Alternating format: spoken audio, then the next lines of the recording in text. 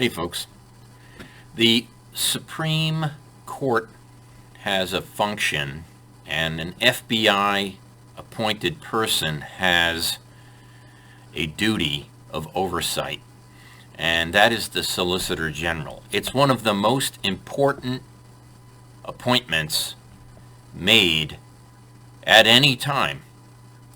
And Durbin, who is on the Senate Judiciary, along with others, have been gaming the system of who is to be vetted and the questioning of senators. So, as you know, senators sit on multiple committees. Those committees have to be on the floor to vote certain issues. What's happening in the Senate Judiciary, which Richard Blumenthal is on and Dick Durbin is the chair of, is criminal, folks. Why? Because we just had a case. Maybe I should play you a tape first. Maybe I should play you this tape. It's on screen. Let me switch. Let's hear a minute, because I'd like to comment. It's very important. Here we go. Staff of another senator have both conveyed to the chairman that we were en route to the committee for the hearing. The chairman gavelled down that hearing after just 18 minutes of questions. And then secondly, we saw this pattern continue again just recently, just last week. Just last week, the committee held a hearing for Elizabeth Prelogar, the nominee to be Solicitor General of the United States. Solicitor General is one of the most important positions in any administration. Solicitor General is often referred to as the 10th Justice. And yet... So what's happening is the oversight of the Justice Department over the Supreme Court had a nominee. The Republicans were on the floor voting on a matter they were required to be at.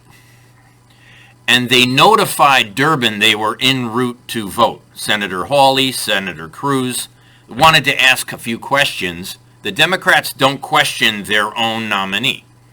So here we go. We have almost the most important position in the country being ruled on for a life, in certain cases these are lifetime positions like an appeals court judge or a Supreme Court judge. And the oversight of that being appointed and nominated, and we should have the due diligence of hearing everyone's questioning about that candidate's background, that candidate's history. So, if you further listen, it's important. The hearing this committee held for the nominee for Solicitor General allowed precisely 20 minutes of questioning. After the debacle of the nominee for the judge for the Fourth Circuit, Chairman Durbin told this committee that he intended to conduct things differently, to actually have some acknowledgement of comedy. 20 minutes for a Solicitor General nominee, and I would note that hearing was held not only at the same time as multiple other hearings of committees, and every member on this committee serves on multiple other committees, and so you have to be in multiple committee hearings at the same time. That committee hearing was also at the exact same time as a floor vote. So I had fully intended to come and question the nominee for Solicitor General. There were serious questions about the conduct of the Department of Justice in ongoing litigation that nominee is So here we go. The nominee has conduct dealing from the FBI problems in the past. James Comey from Connecticut, bought by Diallo, $14 million. Screwed up the Hillary Clinton email investigation, the Benghazi problem, the K container ship problem, which might be our downfall. You talk about these issues, and Ted Cruz is upset that Durbin is gaveling down, closing the questioning of Solicitor General while he's in the elevator and Josh Hawley's in the elevator. So senators can't rule on the Department of Justice heads that are screwing up the nation. Okay, hold on. We have leaks from the FBI. We have bribes. Yes, we do. And it all comes back to Durbin pushing these candidates through without any questioning, without any vetting. And continue to listen to Ted Cruz. This is one of his better speeches, one of his better posts. And he is prepared to question a person who he missed the questioning of. It's up to Dick Durbin to push through who Biden wants. It's unconscionable that we have FBI agents leaking, falsifying statements to judges to get warrants unprosecuted, and responsible for, and yet 20 minutes, and my staff conveyed to the chairman's staff that I was on the floor voting and intended to come back and raise questions. But before I could physically get back here, the chairman gabbled it down. And to put it in perspective, because I'm getting eye rolling from the chairman right now, this is wildly out of step with the precedent of this committee. And I'll give an example. In 2001, Ted Olson was the nominee to be Solicitor General of the United States. Ted Olson, the questioning for Ted Olson lasted 3 hours and 37 minutes. At the time, Senator Schumer and Senator Durbin both questioned for 15 minutes each. Senator Leahy questioned for nearly 20 minutes. And here's what Chairman Durbin said at the time after 3 hours and 37 minutes. I want to quote Chairman Durbin. "I do sincerely regret that we have two nominees today because 15 minutes is not enough for posts of this importance to be considered in tandem." Chairman Durbin was right 20 years ago. those are Durbin's words from 20 years ago, criticizing the length after 3.5 hours to question the same person, the same position that they want to question today. So here we go. We have a corrupt CIA. Look at the Hillary Clinton hit list. We have a corrupt NSA. We have DHS problems. We have sanctuary cities with not following federal law. And we have a Solicitor General packed by Democrats who schedule the meetings so that Republicans can't cross-examine the people who will run the positions in the future. Do you understand how grave a situation we're in?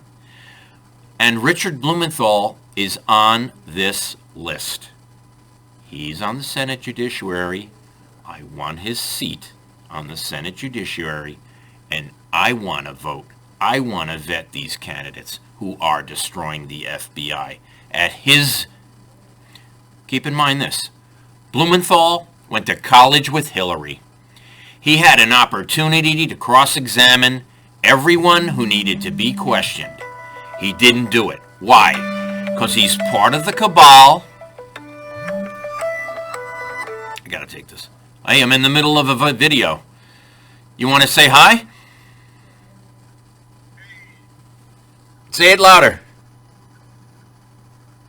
This is my friend here giving me content to use, and we're using it well. We're doing a Durbin question about his own words, repeating that 3.5 hours is not long enough to question the Solicitor General. Meanwhile, he gabbled down on 18 minutes, blocking 2 senators en route to question, oh, I lost him, to question the most important position to be filled. Let me tell you, it's conspiracy, collusion. If you listen to this tape, Cruz is upset later that the Democrats are laughing in the hallway that he got blocked and that Senator Hawley got blocked. You know what? My dad makes a monthly contribution to Hawley and Cruz, and I am now on the list to get contributions, and we are getting few to none, 0 to none. Good news is we started our digital campaign today. We have a partner that is unstoppable. And if you notice, my last video on YouTube preceded this Cruz video in the queue. Why? Because of the title and the search engines and the eyeballs, how it all works out. So, have no fear. We have a strategy that will work.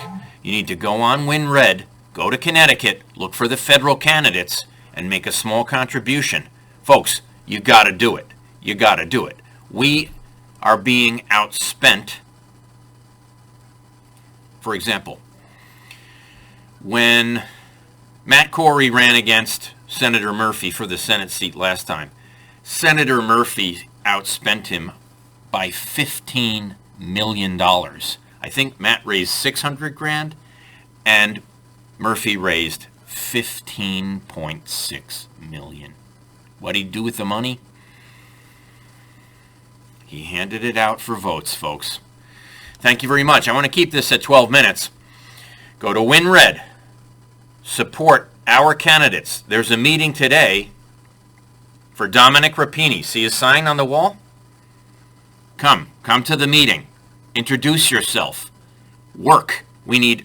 I need volunteers right now. I need a new volunteer to help me with just URL addresses so that I can search for email addresses so that I can campaign for less money and keep more of the money, because many of the Republicans are spending 90% of what they raise on the cost of raising it.